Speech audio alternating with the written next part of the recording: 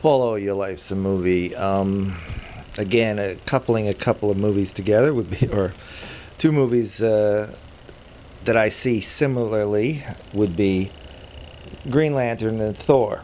Um, Green Lantern is a DC comic, Thor is a Marvel comic, but and of course, Thor is a mythological god, Norse god, Scandinavian god.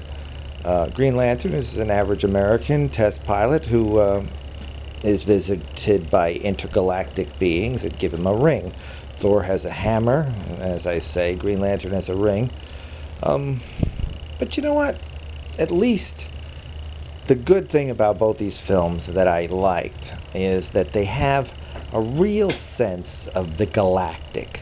I mean, because Thor and Odin, with Anthony Hopkins as Odin, um, you get a perspective of the universe from the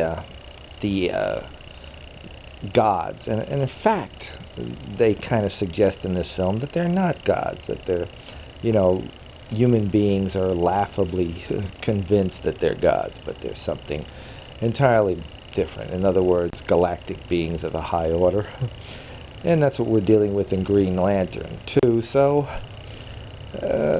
essentially, in my mind, they're the same movie. Of course, they're not when all is said and done.